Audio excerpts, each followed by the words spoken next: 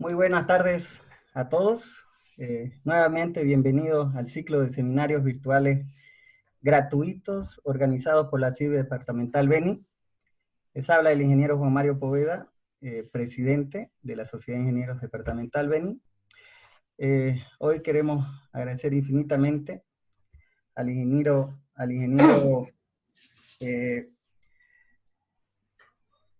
magíster Luis Cabrera Fernández, ¿no? Con el destacado profesional de nuestro medio, con trabajos de investigación reconocidos, y por la predisponibilidad que ha tenido para apoyar este ciclo de seminarios enfocados al aprovechamiento de todos los ingenieros y apoyar la campaña Quédate en casa por la seguridad propia y de nuestras familias. Hoy tenemos previsto el seminario Suelos cohesivos en la construcción de subrasantes para carreteras. Y pasaremos a dar una breve historial de su hoja de vida del ingeniero magíster Luis Cabrera Fernández, ¿no? Ingeniero de la Universidad Técnica de Oruro, egresado de allá, magíster en Ingeniería Vial de la Misael, de la Universidad de Tarija, Misael Saracho. Ha tenido mucha experiencia trabajando en el Servicio Nacional de Caminos, hoy administradora boliviana de carreteras, ¿no? Y como supervisión en la construcción con la consultora CAEN, supervisión de la carretera de asfalto San Andrés, Santiago de Machaca. Entonces hoy damos la bienvenida a nuestro ilustre invitado, el ingeniero Luis Cabrera Fernández. Muy buenas tardes, ingeniero. Gracias, ingeniero Poveda. Buenas tardes, distinguidos colegas y amigos. La presente exposición tratará sobre la mecánica de suelos aplicada a la conformación de subrasantes en zonas donde predominan los suelos finos cohesivos, es decir, las arcillas que encontramos a diario en nuestro trabajo. Estos suelos están presentes en las carreteras desde Puente San Pablo hasta Trinidad, San Pedro, Cruces San Miguel, San Ramón, también desde Cruces San Miguel hasta Santana y Yacuma, de Trinidad, San Ignacio, San Borja, Yucumo, entre Rurrenabaque, Reyes, Santa Rosa, y también la carretera San Ignacio-Santa Ana, y desde San Ignacio hasta Montegrande, es decir, en la zona sur y central del departamento del Beni. Desde San Ramón a San Joaquín y Guayaramerín, y del río Yata al Triángulo y Riberalta, y otros tramos del norte del departamento del Beni, existen los suelos lateríticos. Estos merecen otra clasificación y no serán parte de esta exposición. Entre Santa Rosa y el río Yata se encuentran suelos finos, arcillosos, limosos y arenas limosas, con rastros de material laterítico. Son diferentes a los otros suelos y tienen características especiales. Tampoco vamos a analizarlos ahora.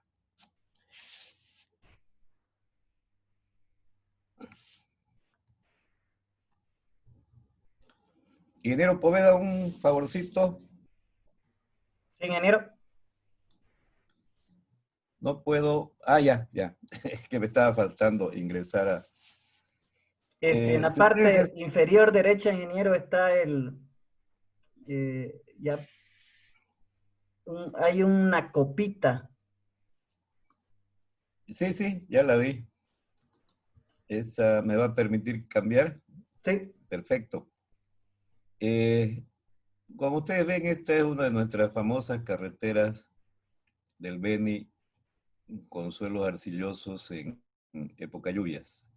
En época seca se mantienen bien, pero basta una lluvia para que tengan estas características. Aquí está peor la carretera porque nuestros suelos son arcillosos y no nos permiten cuando llueve que lleguemos a destino ni en vehículos pesados ni en vehículos livianos. Clasificación geotécnica del área de estudio. El estudio geotécnico deberá definir el comportamiento mecánico de la masa de terreno afectado directo e indirectamente por la construcción de la vía definitiva pavimentada y sus obras adicionales, que a su vez influirá en el comportamiento del propio pavimento. El estudio de los materiales de construcción existentes en la zona del proyecto determina sus características físico-mecánicas y químicas, con ensayos preliminares que serán ejecutados de acuerdo a las normas vigentes. ¿Por qué es importante realizar el estudio de la mecánica del suelo de los materiales que existen en la zona de influencia de la carretera a construir?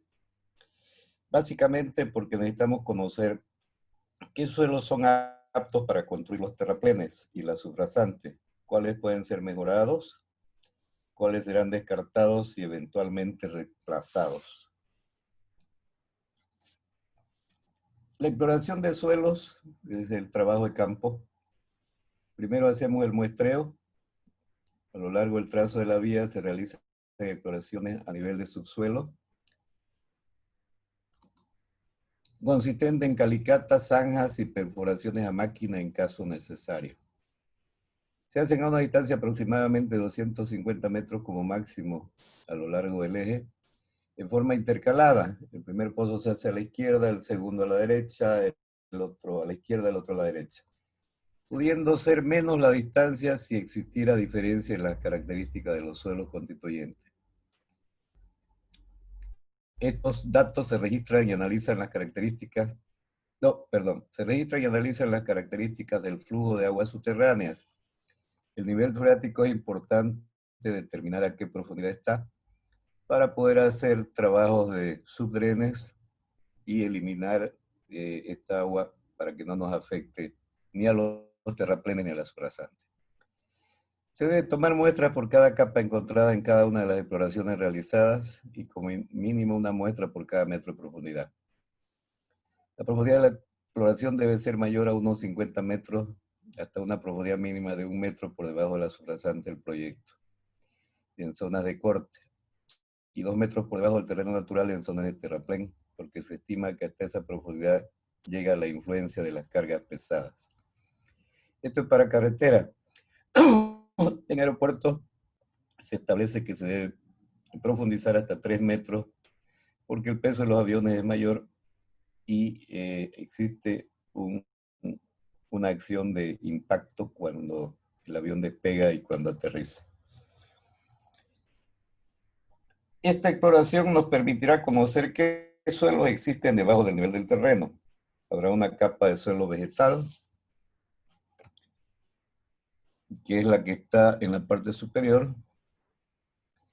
Posiblemente después tengamos una capa de arcilla y es posible encontrar una capa de limo o arena limosa. Entonces, en una calicata solo tenemos 2 capas de suelo. En la que está a la izquierda es el suelo orgánico vegetal, y en el tercero tenemos 3 capas, la orgánica, una arcilla posiblemente, y la otra limo o arena limosa, ¿no? Y también aprovechamos esa calicata para poder apreciar el nivel freático. Es importante hacer un buen trabajo de calicata, donde se anota la fecha en que se hizo la perforación, qué progresiva es, hasta qué profundidad se entró, y hay que registrarla con un GPS porque las personas que hacen la exploración para el estudio no siempre serán las mismas que van a hacer la construcción de la carretera. Entonces, para no estar jugando a las adivinanzas, es mejor ubicarlas con GPS. Trabajo de laboratorio. Luego de extraer las muestras de las calicatas, nos vamos a los ensayos de laboratorio de suelos de las muestras representativas obtenidas de las calicatas. En principio se realizarán ensayos para clasificación de suelos, granulometría por tamizado y límite de consistencia para todas las muestras obtenidas. Esta información será complementada con el resultado del contenido de humedad natural. Hay dos tipos de ensayos, los ensayos estándar y los ensayos especiales. Los ensayos estándar son la granulometría, límites de Atterberg, índice de plasticidad, clasificación ASTO y SUX. De manera complementaria, se realizan ensayos granulométricos por el método del hidrómetro para obtener los porcentajes de arcilla que presenta cada muestra.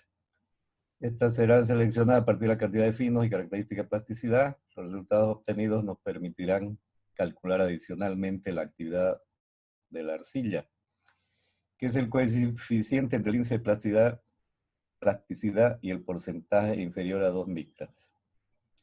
Los ensayos especiales, los principales, el Proctor modificado y el CBR. De acuerdo a lo establecido en los manuales técnicos de ABC, los ensayos consistentes para diseñar una carretera son los siguientes: ensayo de clasificación de índices de grupo, ensayos químicos en los materiales de fundación y en los materiales de construcción, para determinar carbonatos, sulfatos, sales, materia orgánica y otros que determinen su utilización como material de construcción. Ensayos sobre muestras provenientes de sitios de préstamo para determinar el índice de soporte California, CBR. Ensayo de compactación ASTO, que es el Proctor modificado. Ensayo de las características de los agregados, como es el desgaste de los ángeles, la minaridad, resistencia a los sulfatos, etc. Se debe estudiar también, especialmente en suelos finos, estudios de capilaridad en suelos de fundación, estudios de hinchamiento, asentamiento, resistencia al corte y ángulo de fricción interna en muestras inalteradas. En forma general, los suelos se dividen en suelos granulares y en suelos finos, de acuerdo al tamaño de sus partículas. Los bloques de tamaño mayor a 3 pulgadas, las gravas entre 75 milímetros y 2, las arenas entre 2 milímetros y 0,075, y luego los suelos finos, que son los que pasaron el tamiz número 12 o número 200, que son los limos, de 0,075 a 0,005, y las arcillas de 0,05 a 0,01. Los suelos granulares no abundan en nuestro departamento. El lugar más conocido es Rurrenabaque, y su traslado hasta el sitio del proyecto es muy elevado, el costo.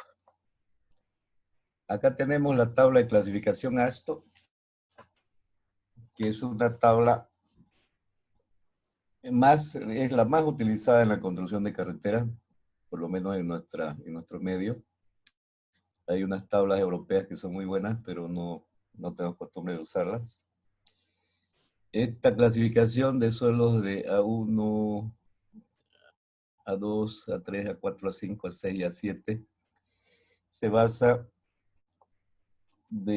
por el tamizado de los suelos y depende exclusivamente del tamaño de sus partículas. Los suelos que predominan en nuestra zona son el A6 y el A7, que son arcillas. Y tenemos una combinación de suelos parecidos a la 2.4 y a la 2.5, que son arenas limosas. Y tenemos limos de tipo A4. Esta es la clasificación SUX. No es muy utilizada en carreteras. Más se utiliza para estructuras que hay en las carreteras, como ser puentes, alcantarillas, muros de contención. Pero es obligatorio hacer la clasificación SUX cuando hacemos los ensayos de suelos. Acá arriba estaban los suelos de grano grueso y acá los suelos de grano fino con un abaco de Casagrande que relaciona el límite líquido y el índice de plasticidad. El índice de grupo. El índice de grupo es una de las más importantes características del suelo a la hora de definir si el suelo es apto para su utilización en la construcción de la carretera, porque relaciona el porcentaje del suelo que pasa el tamiz número 200 con el límite líquido y el índice de plasticidad. La fórmula que está en la parte superior es la que se usa para los suelos en general, y la fórmula que está al final se utiliza para suelos A2.6 y A2.7. La plasticidad de las arcillas. En mecánica de suelo se define la plasticidad como la propiedad de un material por la cual es capaz de soportar deformaciones rápidas sin rebote elástico, es decir, sin variación volumétrica apreciable y sin desmoronarse ni agrietarse. En relación con la plasticidad de los suelos, durante el proceso de formación, una arcilla permanece constante. Por el contrario, el volumen de una arena cambia continuamente durante el proceso de formación. Si se intenta deformar una masa de arena húmeda rápidamente, esta se desagrega. En virtud de esto puede definirse la plasticidad como la propiedad de un material que permite resistir deformaciones rápidas sin cambiar de volumen y sin agrietarse ni desagregarse. Plasticidad de las arcillas. Mecánica de suelo se define la plasticidad como la propiedad de un material por la cual es capaz de soportar deformaciones rápidas, sin rebote elástico, sin variaciones volumétricas apreciables y sin desmoronarse ni agrietarse. Los factores que afectan la plasticidad del suelo, el más importante es el contenido de arcilla.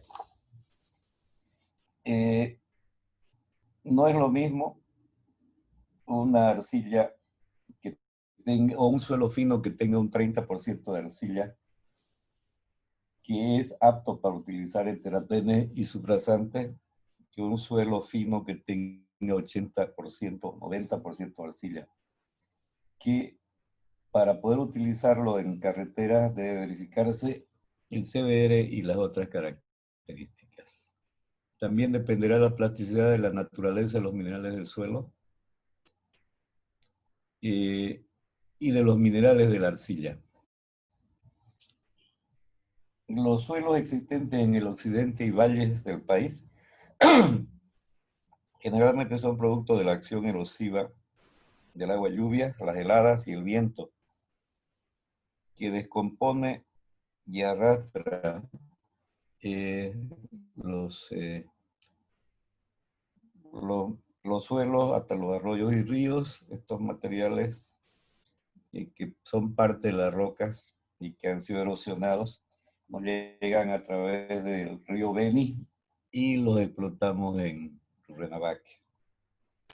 En cambio, en nuestra región, los suelos dependen exclusivamente de la descomposición de los minerales existentes en nuestros suelos.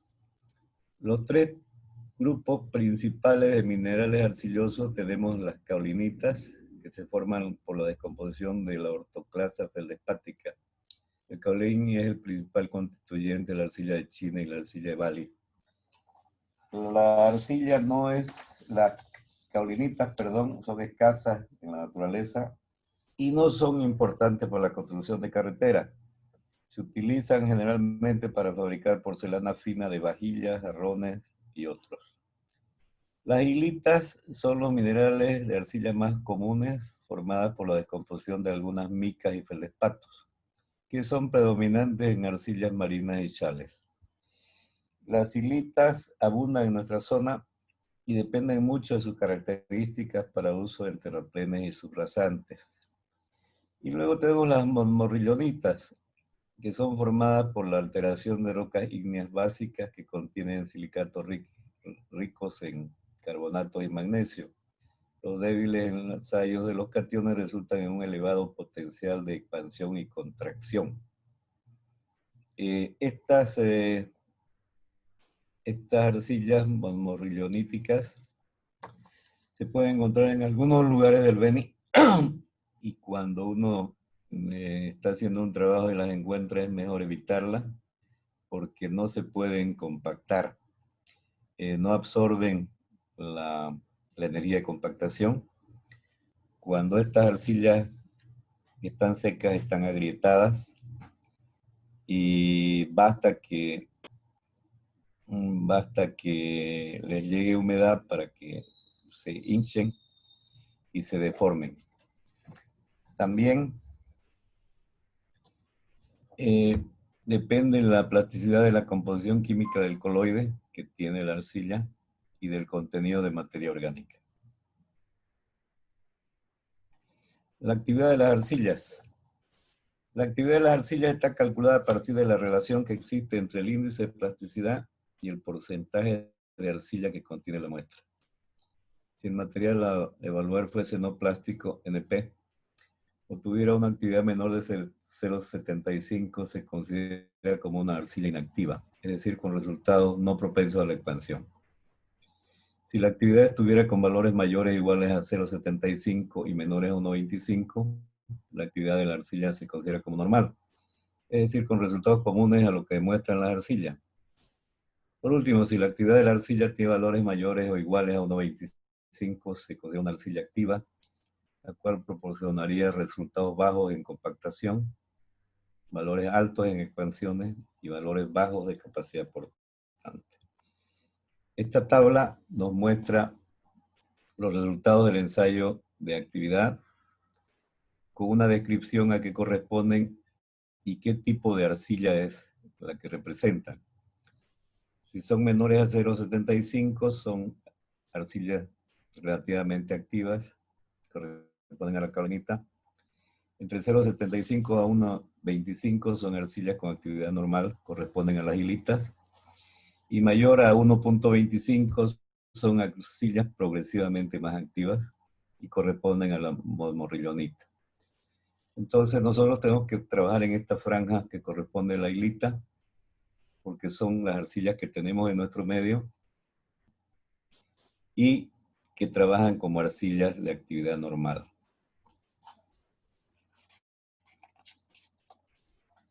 Esta actividad, esta propiedad debe ser analizada con mucho cuidado a la hora de realizar el análisis de los suelos arcillosos. Su adecuada determinación ayudará a la hora de decidir si serán utilizados en los terraplenes y subrasantes. Trabajo de gabinete. Posteriormente que se han realizado los ensayos en el laboratorio, vamos al gabinete y hacemos un resumen del informe de estudios de suelos y geotécnica para la carretera, con el procesamiento de todas las muestras obtenidas en el trabajo de campo. El análisis estadístico de estos resultados permite el establecimiento del tipo de suelo característico por tramo, así como los valores de las propiedades mecánicas, fundamentalmente el valor del CBR. Estos datos permitirán realizar la tramificación del tramo de cara al diseño de pavimento. Para esto se identificarán sectores homogéneos en cuanto a propiedades mecánicas del terreno de la subrasante y condiciones de tráfico.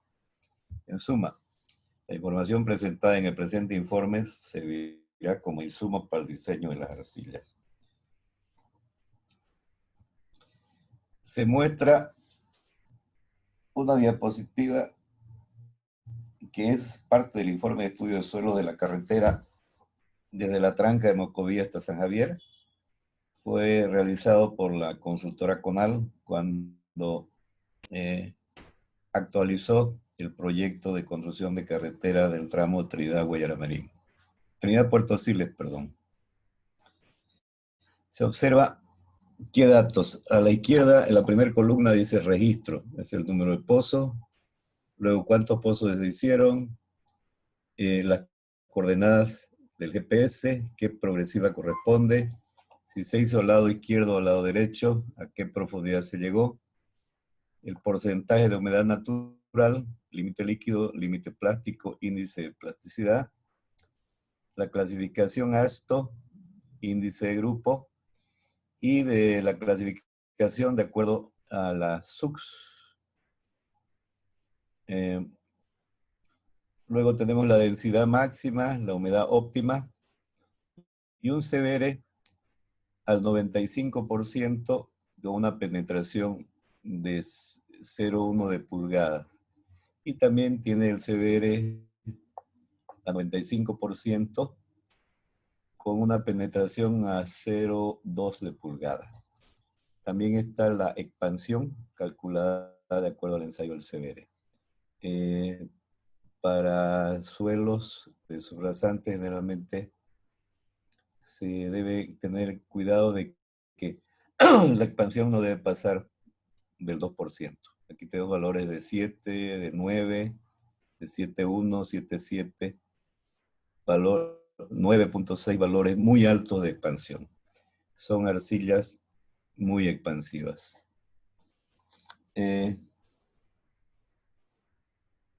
Todas las características anotadas en este informe nos servirán de base para el diseño del pavimento de la carretera. La humedad natural con respecto al límite líquido, ya tenemos el dato allá en la tabla y tenemos que comparar el óptimo contenido de humedad que se sacó del ensayo Proctor.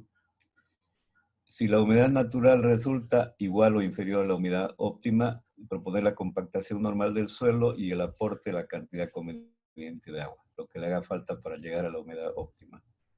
Si la humedad natural es superior a la humedad óptima y según la saturación del suelo, hay que proponer airear el suelo con una motoniveladora o reemplazar el suelo saturado porque si no vamos a tener problemas.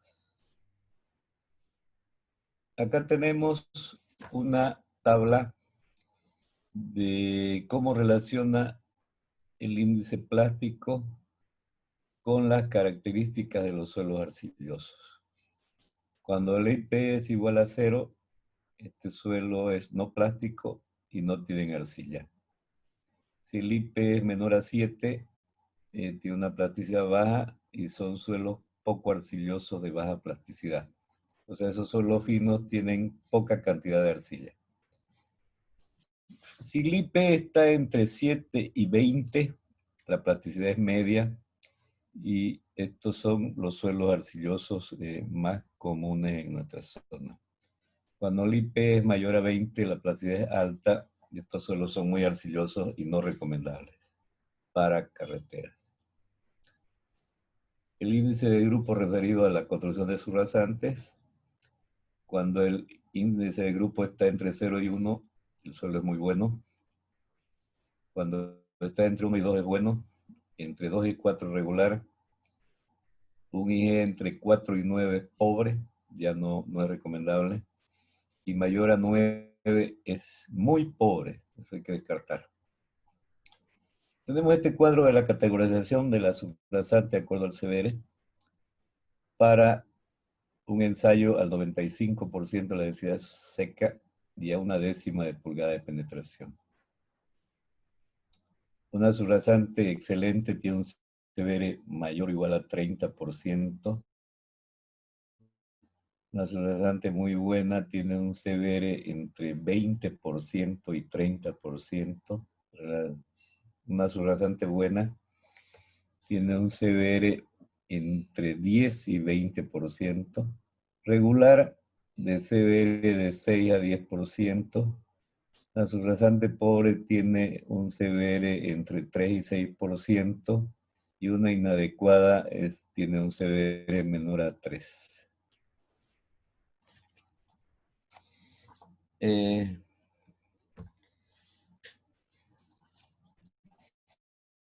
Estos tres cuadros últimos que vimos, el del CBR, el del índice de grupo y el índice de plástico,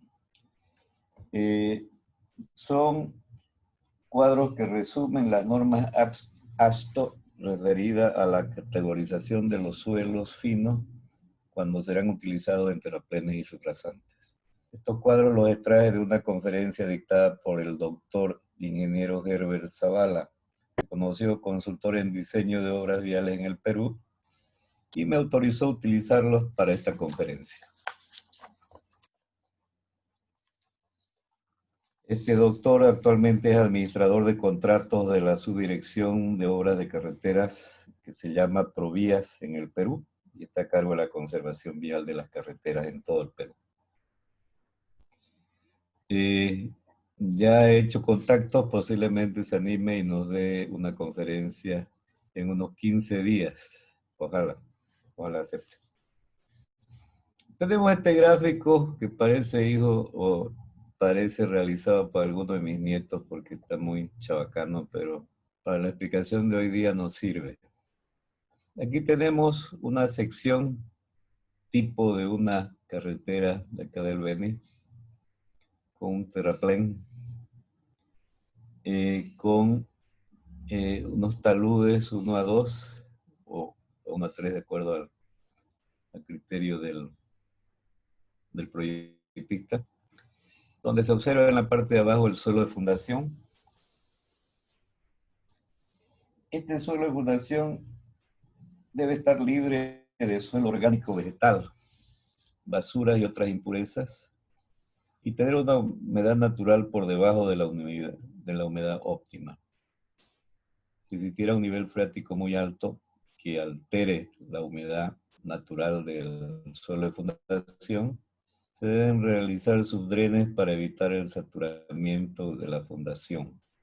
Si el suelo, si el suelo es realmente malo, este suelo de fundación, es conveniente cambiarlo. Este suelo de fundación, luego tenemos el cuerpo del terraplén. El cuerpo del terraplén que llega hasta el nivel de la subrasante cumple una función netamente geométrica.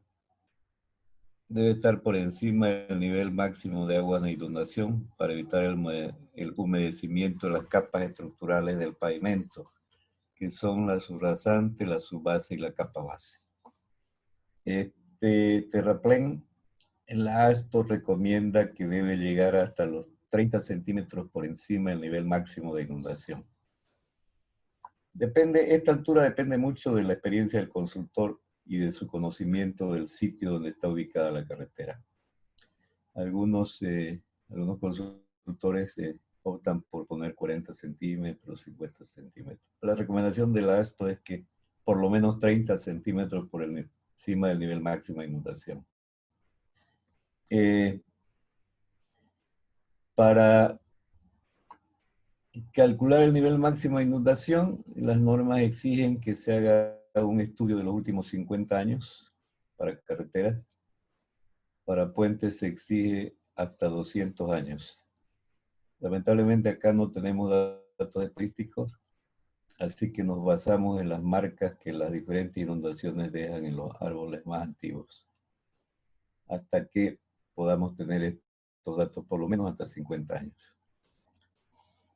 Este terraplén debe ser ejecutado convenientemente,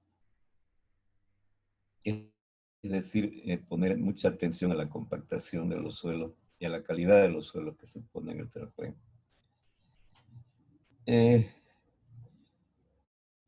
Si no tenemos el cuidado en su compactación, podemos tener problemas y fallas en las capas superiores, que son las capas estructurales de su rasante, su base y capa base. Hay que ejecutarla con los mejores suelos existentes en la zona. Si no existen buenos suelos, reemplazarlos por suelos con mejores características. Luego viene la subrasante, que es la primera capa estructural del pavimento.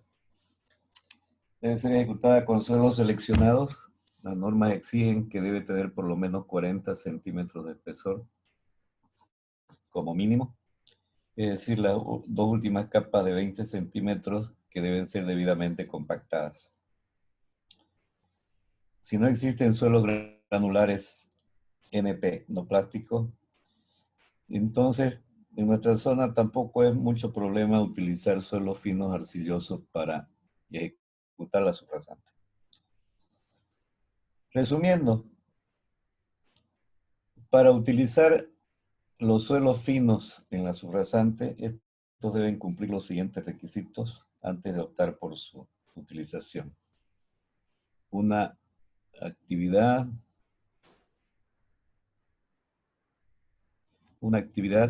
menor a 1.25, o sea, hilitas. Un índice plástico menor o igual a 15, con suelos arcillosos normales. Un índice de grupo menor o igual a 4. Y un CBR igual o mayor a 6. Si no cumplen los suelos finos que tenemos en la zona de estos requerimientos y el valor de CBR es menor o igual a 6, significa que las siguientes capas estructurales de su base y capa base tendrán un espesor mayor, y esto no es conveniente para el proyecto debido al costo del transporte del material granular hasta el sitio del proyecto. Generalmente, los suelos granulares nunca están cerca al sitio del proyecto y económicamente es caro traerlos hasta el sitio. Entonces, a mayor espesor de las capas granulares, mayor transporte, mayor costo, ¿no? Algunos autores recomiendan que la capa subbase y la capa base no tengan un espesor mayor y insisten en que mejoremos el valor del CBR de la subrasante.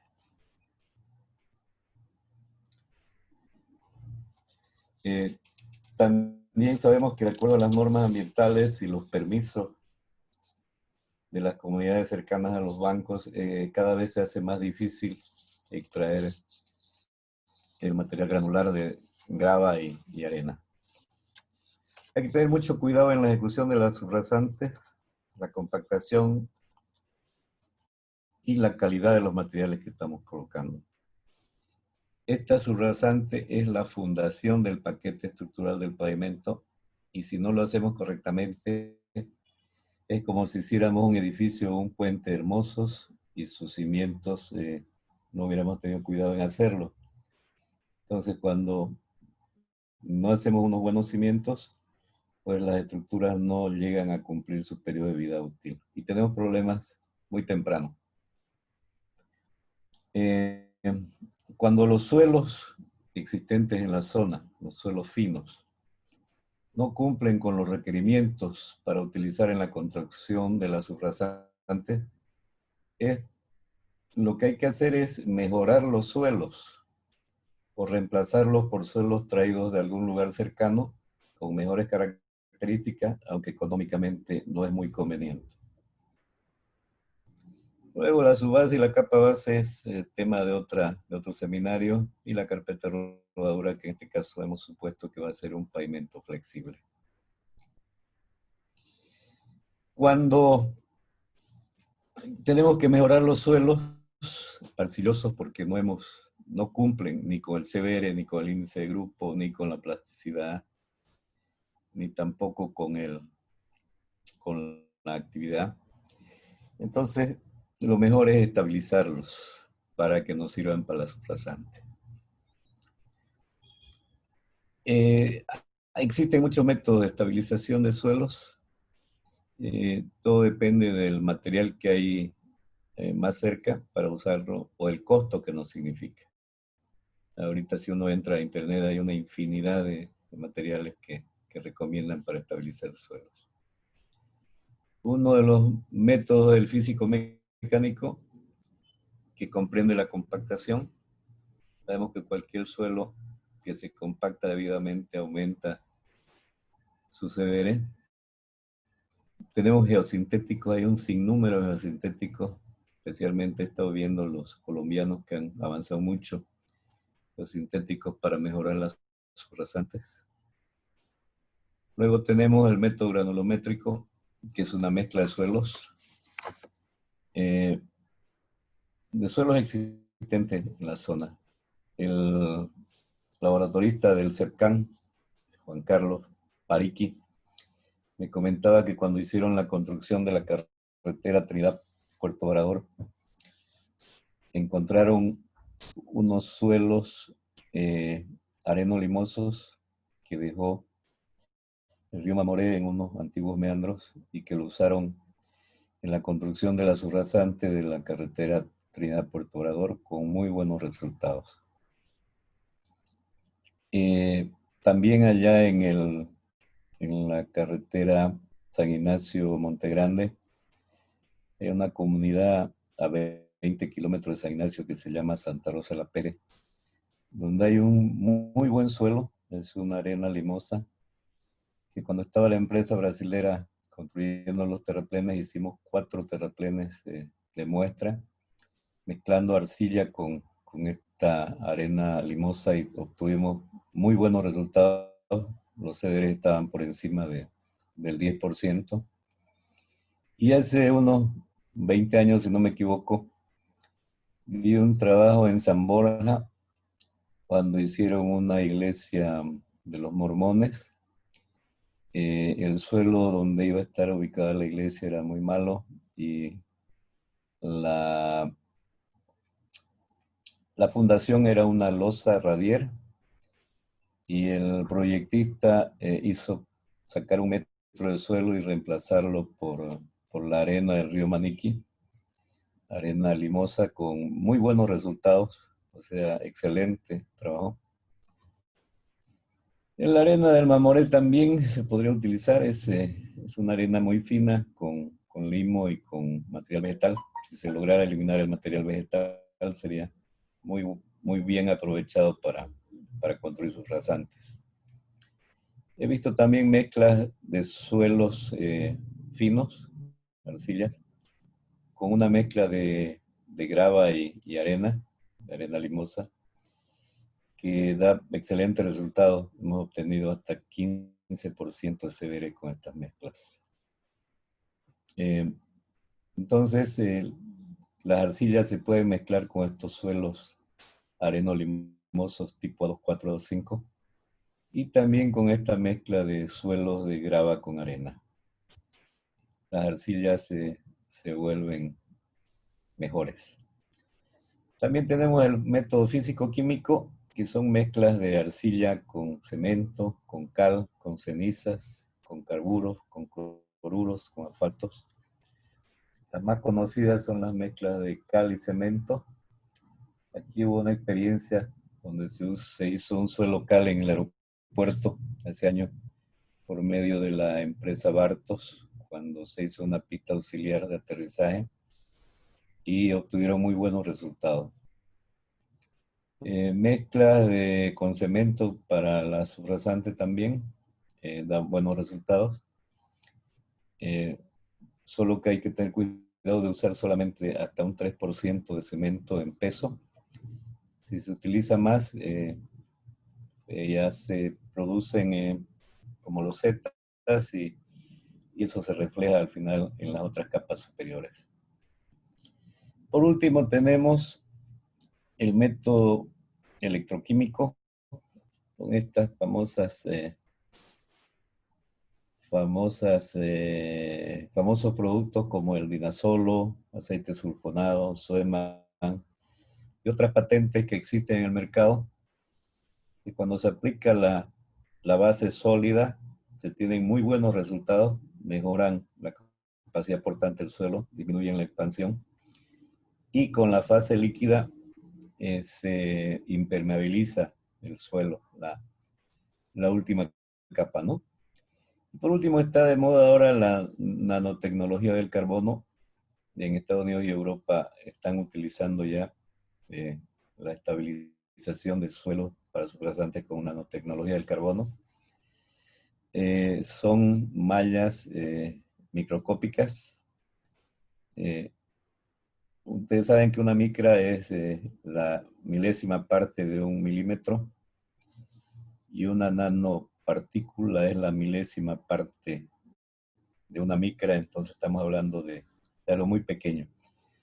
Pero el carbono es un material tan duro y tiene la misma composición que el diamante, y entonces estas mallas milimétricas se vuelven muy resistentes y a través del refuerzo de estas mallas, pues estas arcillas quedan sumamente resistentes. Podemos hablar de otros materiales. Yo también hemos utilizado aceite sulfonado con excelentes resultados, pero siempre hay que tener una persona que sepa utilizarlo. El Soeman acá llegó a Trinidad en fase líquida. Vi algunas pruebas que se hicieron y si bien impermeabiliza la superficie de la vía, y si no tiene la fase sólida, no se puede mejorar la capacidad portante del suelo y disminuir su plasticidad, solamente lo impermeabiliza. También hemos utilizado estabilización con asfaltos y con emulsiones, con excelentes resultados. Cuando las personas que hacen esta estabilización son personas con experiencia, pues los resultados que se obtienen son muy buenos. Hasta acá, digamos, es la exposición. Yo quisiera coordinar con el ingeniero Mario Poveda para que podamos ver algunas fotos de carreteras asfaltadas con problemas y hablar sobre ello con ustedes, ¿no?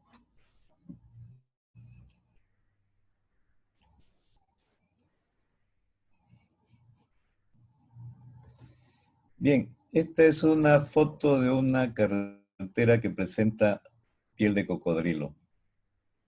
Este defecto se produce cuando la capa asfáltica ya perdió todas sus características, todas sus propiedades, ya se oxidó y debe ser reemplazada.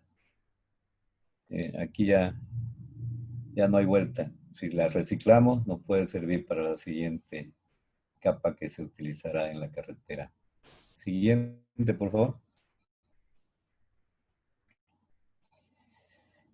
Aquí se están produciendo fisuras. Estas fisuras a este nivel de deterioro se pueden arreglar. Hay varios métodos para arreglarlos. Si no lo hacemos cuando están a este nivel, lo que va a pasar es que se va a producir la piel de cocodrilo y la destrucción total del pavimento. Siguiente, por favor. Aquí empieza, seguramente había una pequeña fisura, luego se produjo un bache, el bache no se lo atendió a tiempo, el bache empezó a hacerse más grande porque ingresa humedad a las capas granulares y hay una expulsión de los suelos finos y empieza a fallar todo el pavimento. Cuando se atienden a tiempo cuando son pequeños orificios de, qué sé yo, de 3, 4, 5 centímetros, es fácil mantener la vía en buenas condiciones. Cuando nos descuidamos, llegamos a esto que es un franco deterioro ya de este lugar de la carretera. Siguiente, por favor. Este es un pavimento rígido que no se atendió a tiempo en los defectos que tenía. Ya hay agua que ha entrado hacia la base o subbase que tiene este pavimento rígido, y entonces empieza a deteriorarse completamente estos paños, estos cuadros del pavimento rígido, por no haber atendido a tiempo, porque seguramente esto empezó como una pequeña falla y ahora ya está demasiado grande y cuesta más reponerlo. Siguiente, por favor. Aquí esta falla es desprendimiento. Seguramente no se hizo un buen trabajo de imprimación o pasó un equipo pesado, tal vez una oruga o un tractor agrícola con una chata, porque el daño es localizado y el saldo que se aprecia está muy bien. Parece un daño hecho por alguna maquinaria pesada. Siguiente, por favor. Bueno, aquí esta carretera ya está en franco deterioro. No se atendieron a tiempo estos baches y ya hay tanto bache que es mejor reciclar y volver a construir la carpeta asfáltica, ¿no? Es posible que ya haya problemas con la calidad de la capa base, porque seguro que ya hubo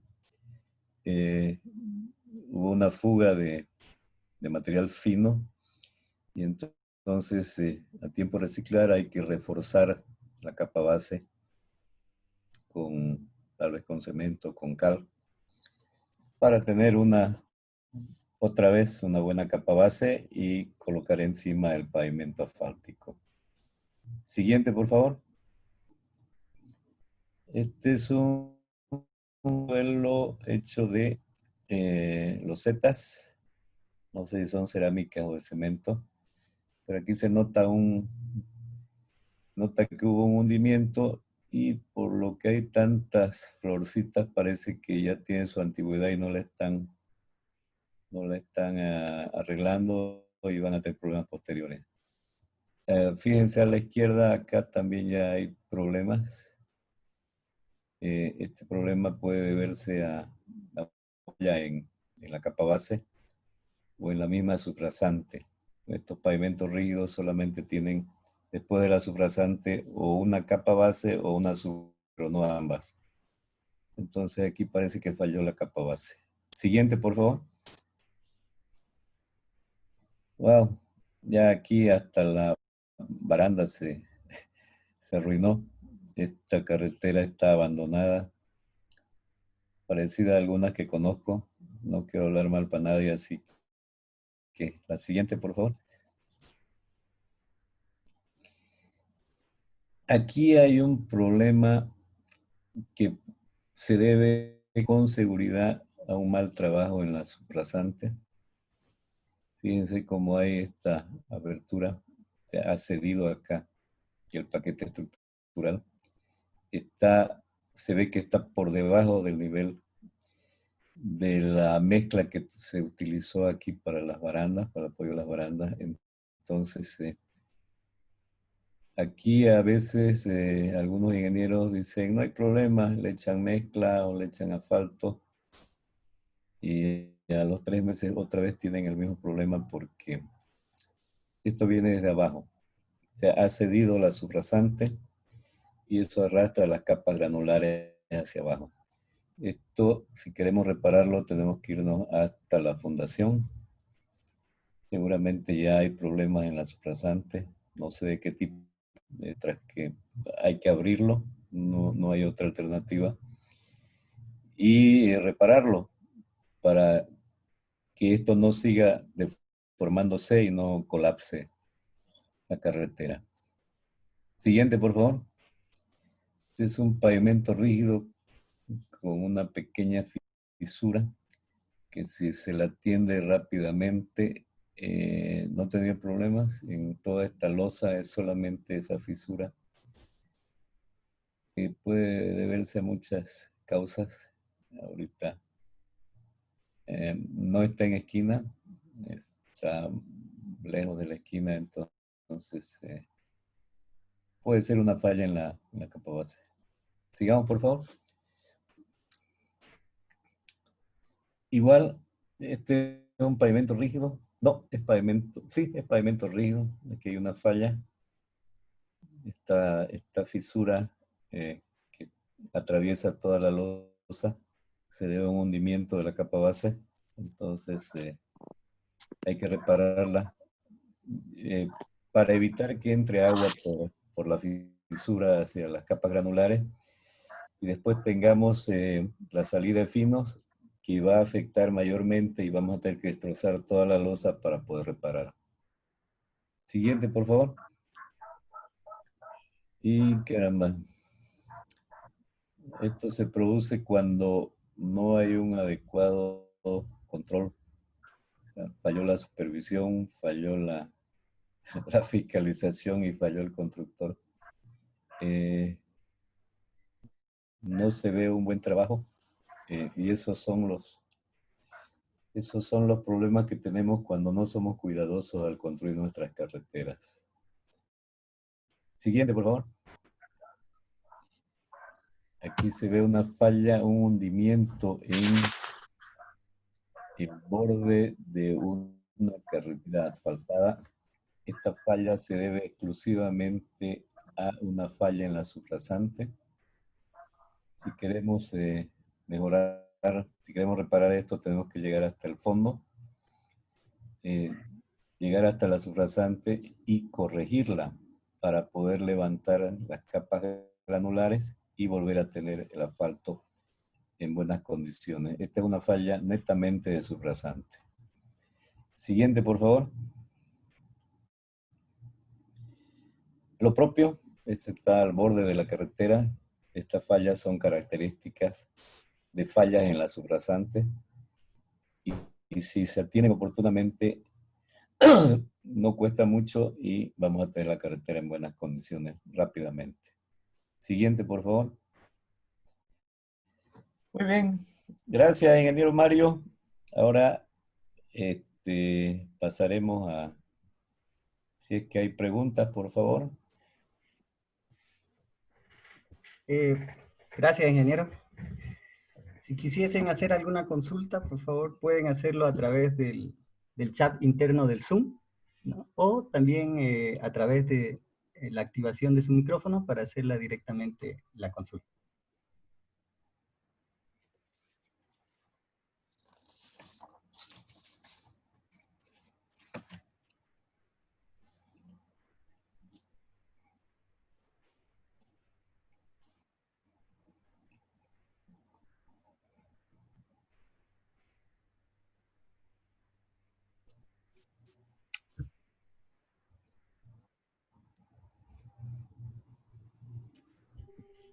Sí, ingeniero Walter, por favor, si puede Gracias. hacer la consulta. Buenas noches, gracias. Qué bien, Luchito, muchas felicidades, querido colega. No, mencionar que de los suelos, de lo que hemos trabajado acá en Trinidad, eh, tenemos calles específicamente donde trabajó con químicos. Tú lo mencionaste. Uno es la costanera, que está en reparación actualmente. Ese es un relleno casi total, se ha trabajado sobre relleno nuevo. Ha tenido buen trabajo. Luego se le pusieron drenaje, ya quebraron la uniformidad que tenía ese paquete estructural, que según términos de ciencia técnica no debería suceder, porque ya penetra humedad, hace un corte y empieza a deteriorarse. Otras calles que también se han trabajado, acá que está en La Naval, la calle La Naval que va hacia el cementerio, la 6 de agosto, hacia la calle La Paz. No me recuerdo el nombre de la calle. Y una obra importante que hicieron con todo ese Consolí Conservet, que adquirió la alcaldía el año 97, 98, no me recuerdo muy bien, algo por allá, fue a la Laguna Suárez. Ahí se trabajó esos 5 kilómetros aproximadamente, se trabajaron con ese producto. Y nunca se le hizo un mantenimiento hasta que ya se deterioró. Entonces, la figura ahí, lo que nos ha dado la experiencia, viendo el trabajo que se hizo. Este producto químico, como tú lo has mencionado, tiene su lado positivo cuando no es dañada su estructura. Trabajan. Y ni qué decir de las calles enlosetadas que tenemos. Un buen paquete estructural. La única calle que se le hizo un pequeño resellaje, el sello de las losetas, fue de aquí de la Cipriano Baracce, de la Avenida Bolívar hacia el monumento. Pero lo que nos demuestra a nosotros nuestras calles enlosetadas, que pese a estar siempre bajo el agua, no tener un mantenimiento como debe ser, han funcionado y siguen funcionando. Se hizo un buen trabajo de cambio de estructura, como lo mencionaste, donde mostraste la estructura que tienen las bases, las subbase, las subrasantes. Se hizo todo ese trabajo. No me recuerdo el costo que salió en aquella oportunidad cuando estábamos en Provenia del 90 al 93. Las primeras intervenidas con losetas, la plaza principal, la 6 de agosto, la primera cuadra, y la Bolívar, hasta el cine, donde era el cine Bolívar. Entonces, tenemos experiencia en trabajar con arcilla. Una vez Una vez charlando con el ingeniero, que en paz descanse, Tito Pinto, quien fue el supervisor de la circunvalación, en una experiencia de charla que tuvimos la Asociación de Ingenieros, nos comentó, y eso quisiera, ¿no?, ahora ver la experiencia de los colegas, que ellos no conseguían tener una buena compactación del arcilla durante el día, porque la humedad la perdían muy rápido. Entonces optaron por trabajar de noche. Trabajaron de noche y consiguieron tener una buena compactación de la arcilla, la que nos protege ahora, la circunvalación que nos protege ahora, y fue el trabajo de noche. Entonces, esa experiencia, no sé si alguien más la sabe, estamos hablando de los años 80, 87, bueno, no me recuerdo muy bien, pero lamentablemente este tiempo no estábamos por acá, estamos estudiando la mayoría, me imagino, porque ya estamos un poquito entrando ya a la tercera edad. Entonces, sería bueno si alguien sabe, conoce, que nos refleje también. No sé si vos has conseguido, Luchito, también por parte de la carretera, lo que te explicó una vez, también me explicó a mí, la carretera Trinidad, Puerto Almacén, Varador, cómo trabajaron el paquete estructural. Entonces, cavaban, dejaban como una fosa rellenada con arena y compactaban con agua, le echaban la arena, lo humedecían. Bueno, no, algo así me comentaron, pero no tengo la seguridad. Y después sellaron, pusieron ripio y pusieron la carpeta, y permeabilizaron y pusieron la carpeta, todo el trabajo correspondiente. Entonces, ahí parece bastante experiencia. De la última calle no puedo, que se trabajaron en el municipio, bueno, hay que analizar mucho. Sabemos que nos penetra la humedad y nos frea las estructuras que tenemos, eso es sabido en la arcilla. En una experiencia de laboratorio que tuvimos también, no sé si lo conocieron al señor Enrique Kirwood, el laboratorista, trabajó en la gestión del aeropuerto de aquí de Trinidad. Yo trabajé, tengo en la empresa de oportunidad, y había un solo cemento, como vos decís, sí, que trabajamos con el 11 y el 7% de dos capas. Le llegamos a conformar y pusimos una impermeabilización, y luego se puso la carpeta encima del suelo cemento. Era 10 centímetros de carpeta. La primera carpeta que pusimos no pasó ni 20 días, empezó a rajarse, vamos a decir, a tener la piel de cocodrilo, se miraba arriba, pero era ese por el trabajo del suelo cemento. Entonces, eso fue lo que ocasionó. Y eso lo vimos nosotros en una experiencia, eso nos lo demostró don Enrique Tigo, un laboratorio que se trabajó en la Argentina, donde cuando se tiene solo cemento se refleja, de acuerdo al porcentaje que se tiene, más o menos casi 3 veces se refleja la fisura hacia arriba en el porcentaje. Vale decir que teníamos 7%, la de abajo era 11%, la capa base tenía el 7%, y se reflejó lamentablemente, y eso ocasionó de que se le coloque un reflectil. Se le colocó un reflectil y se le puso recién la otra carpeta de 5 centímetros encima del reflectil, lo que aminoró realmente que se refleje la rajadura, la piel lagarto en la carpeta final que se tenía en el aeropuerto. No era una mala ejecución, simplemente se debía al trabajo del suelo cemento. Las 90 cuadras se trabajó de esta manera. Un porcentaje de suelo cemento al 5%, la capa, la azul rasante, y se le colocó una capa base entre 15 y 20 centímetros de grava. Y de ahí se imprimó y se colocó los 5 centímetros de carpeta.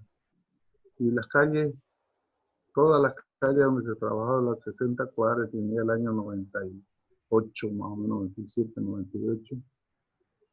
Se trabajó con drenaje, se hicieron cunetas. Una de las de ellas, ustedes estaba Leticia en aquella vez viendo ese drenaje que fue, trabajaron por parte, parece, del eje tiempo del PIS, el que va donde es de la Bolívar, donde está el Moro, donde era la pequeña Moro que sale a la circunvalación. Ahí se tiene unos canales, ahí se le colocó canales, y ahí se hizo esa calle de trabajo de esa manera. Otra de las calles, la calle Beni, la otra es la hermana de la calle, la que sale a la costanera de, que viene de la circunvalación a la costanera, aquí el arroyo San Juan, la que sale a la 13 de abril. También se le puso de la calle Beni hacia a la costanera.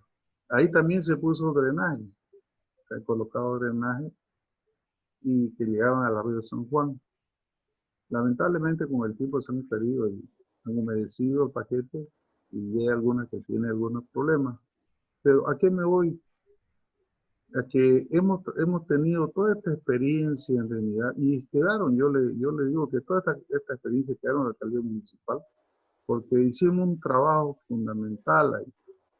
Yo estaba director de obras de vías, hicimos un levantamiento en aquella oportunidad de todas las calles que están en la arreglada todavía, las que se recetaron, las que tenían este tipo de estructura de paquete, la pavimentada, y las que estábamos proyectando, lo que tenía un plan de drenaje, un plan de drenaje que se hizo de acuerdo a una divisoria de cuenca. Entre la calle Bolívar era una de ellas, que hacía divisoria de cuenca, y se evacuaban las aguas hacia el arroyo San Juan, ya hacia el anillo externo que se tenía, que se tiene, pero no fue concluido al 100%. Uno de ellos era que la plaza se había levantado mucho. Entonces, en la plaza ya la tomamos nosotros como un direccionamiento de hacia 4 sentidos. Yo quería mencionarle esto, colega, porque creo que la exposición del ingeniero ha sido muy buena y la pregunta va, en esa experiencia que ha tenido el ingeniero también, ¿qué es lo que podemos sacar en limpio nosotros para nuestras carreteras? Tenemos carreteras que están actualmente bañadas desde 4 o 5 meses con agua. Y la arcilla es uno de nuestros mejores defensores, me parece, para ese sentido, ¿no?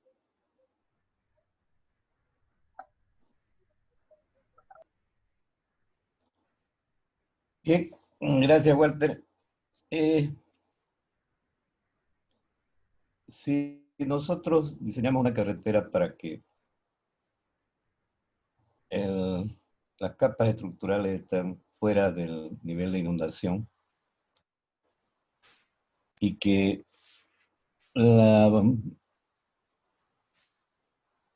parte inferior de la suprasante esté 30 centímetros por encima del agua, entonces no tendríamos ningún problema porque el agua de inundación solo afecta al terraplén, no a las capas estructurales. Entonces esto es favorable porque las capas estructurales no tendrían ningún problema. ¿No es cierto? Ahora, trabajar en calle es más difícil, yo diría hasta complicado, porque tenemos el problema del drenaje pluvial y ese problema no lo hemos resuelto en realidad. Entonces, como te repito, el tema de si está bien construida la carretera, no tendríamos ningún problema en las capas estructurales porque están fuera de los límites y por encima del nivel de inundación. ¿Alguna otra pregunta? Si fueran Sí, tan ingeniero, gentiles. tenemos una consulta de Dígame. Jaime Rojas, dice buenas noches. ¿Existe algún producto químico para poder bajar el índice de plasticidad de una arcilla muy plástica? Sí, sí, ingeniero Rojas. Todos los productos químicos que hemos enumerado sirven para bajar la plasticidad de las arcillas muy plásticas. Estamos hablando de de estos productos como el Sueman, los aceites sulfonados, inclusive el asfalto, las emulsiones, sirven para ese propósito. No hay ningún problema, trabajan muy bien con las arcillas, esa es la ventaja, que estos productos están fabricados exclusivamente para suelos plásticos, ¿no? No hay problema, no, métale sin miedo nomás, ingeniero. Gracias, ingeniero. ¿Hay Mario, alguna consulta? Sí, perdón. Mario, Hugo Padilla. Sí, ingeniero. Continúe, por favor. Habilitame la pantalla, lo han bloqueado.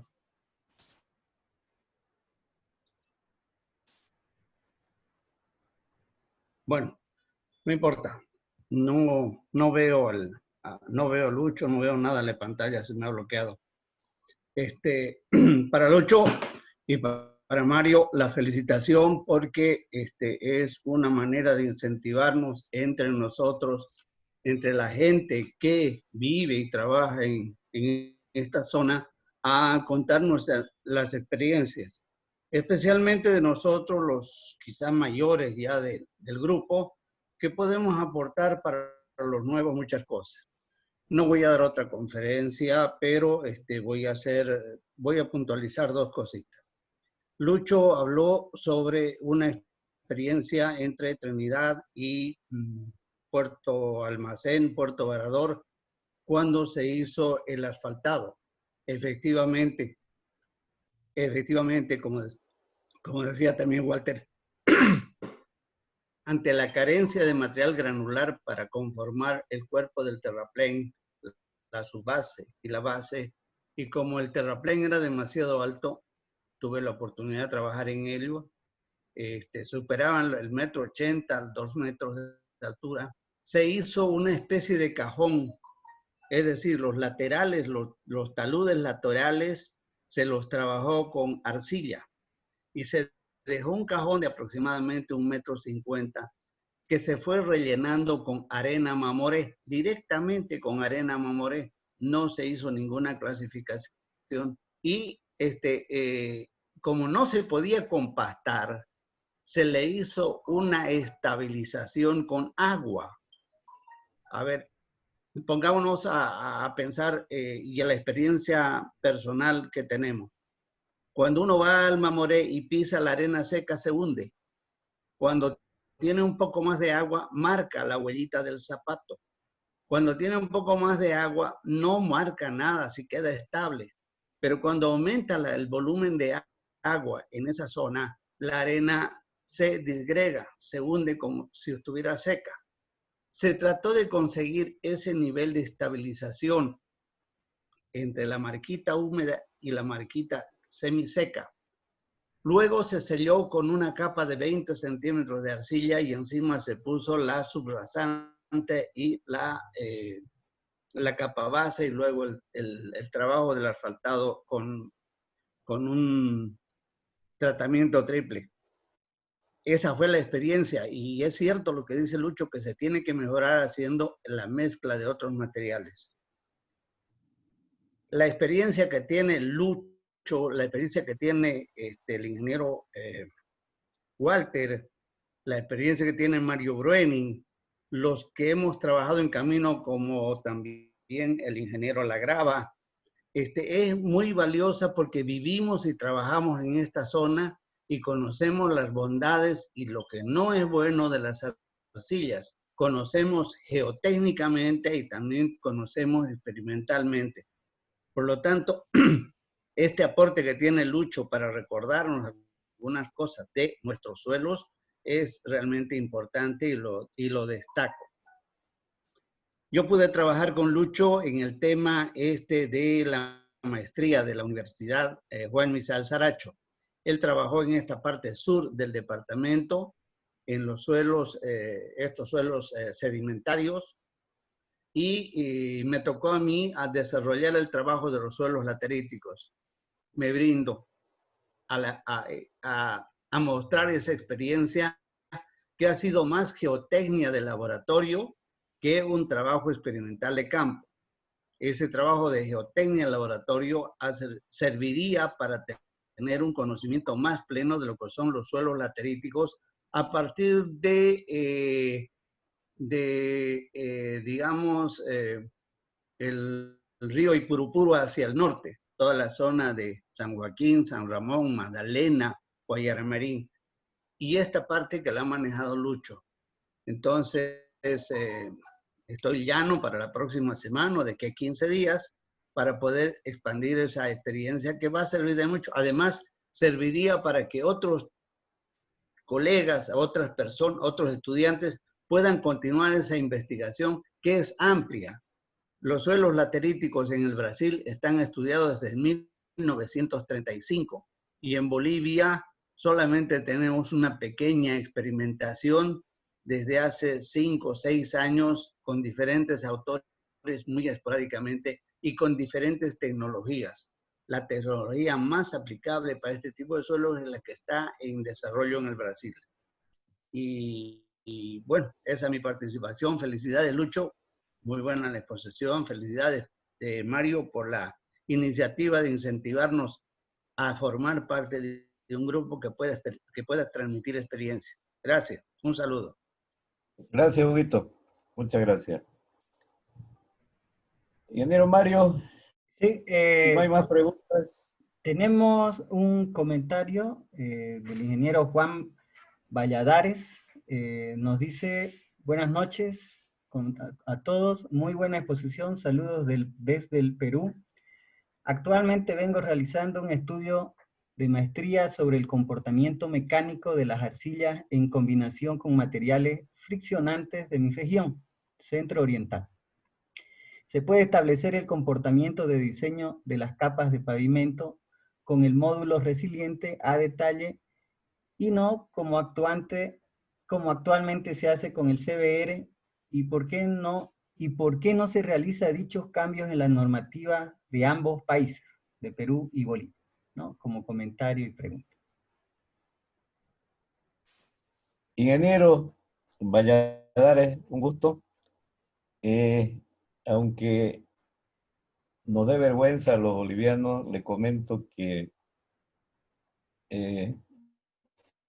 no hemos podido tener ni en ABC, ni en Servicio de Caminos, ni en la Universidad Mayor de San Simón un equipo para el ensayo triaxial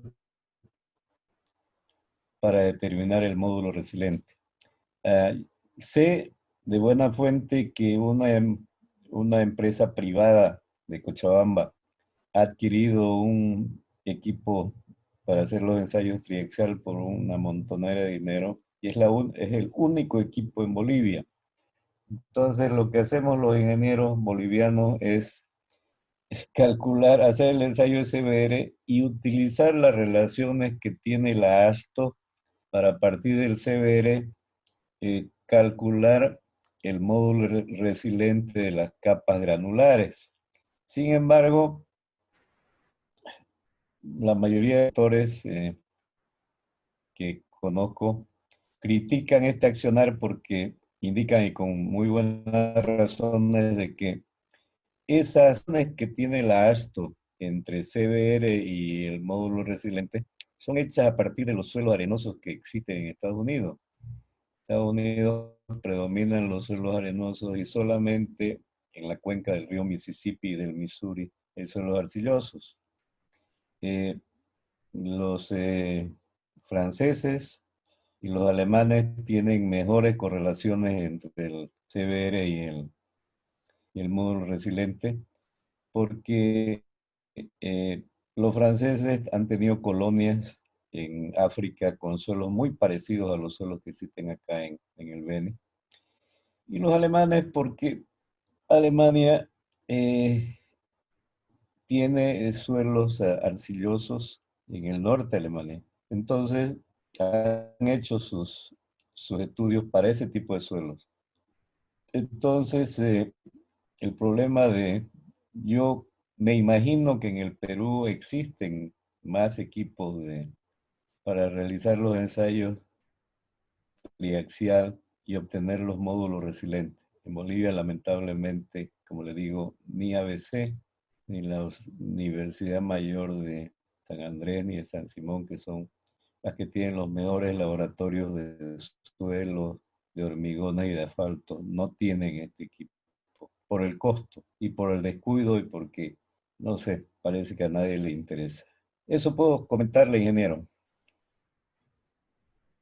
Gracias, ingeniero. No tenemos más consultas escritas. No sé si alguien quisiese hacer alguna consulta por el chat interno o activando su micrófono.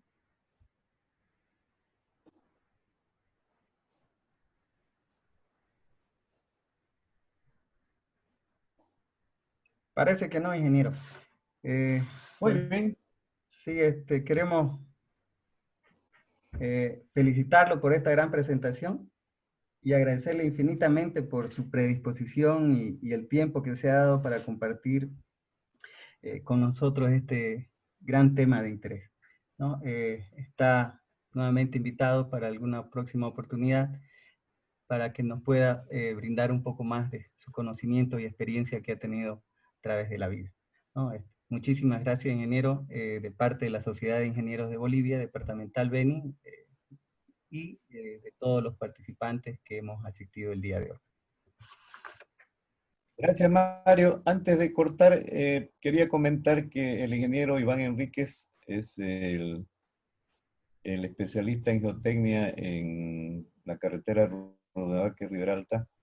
Está preparando una exposición que posiblemente nos dé los próximos días, referido al trabajo que está haciendo y el uso de los suelos locales que hay allá en el área de Rurrenabaque y Riberalta, que va a ser interesante porque ya ellos llevan 3 años de construcción, tienen muy poco avance, pero creo que están cerca del 40% de avance, pero sin embargo es importante todo el trabajo que han estado haciendo con los suelos allá en Riberalta, Rurrenabaque, una experiencia muy buena que tienen. Y yo les aviso con tiempo para que podamos invitarlo al ingeniero una vez tenga lista su exposición para que nos las exponga y podamos salir beneficiados todos. Gracias, ingeniero Poveda. Gracias, ingeniero Luis Cabrera Fernández. Gracias, ingeniero, por el comentario. Solamente aprovechar para felicitarle por la charla técnica que nos dio, porque al final se trata de esto, de acostumbrarnos a socializar nuestro conocimiento para impulsar un poco la ingeniería en nuestro país. Y sí, con todo gusto y mucho interés estoy preparando una presentación en la cual voy a combinar un poco de fundamentos teóricos geotécnicos con las características de los suelos que tenemos en la carretera. Y pienso que va a ser muy interesante y lo voy a poner a consideración de la CIB y determinar la fecha mediante su persona, ingeniero. Muchas gracias. Muchísimas gracias, ingeniero Iván Enrique. Estamos, como le mencionábamos a todos, estamos siempre con los brazos abiertos, ¿no? Para que podamos, a través de la Sociedad de Ingenieros, transmitir todas las experiencias, ¿no? de todos nuestros profesionales destacados de la región y del país. Muchísimas gracias, entonces, a todos por su asistencia el día de hoy.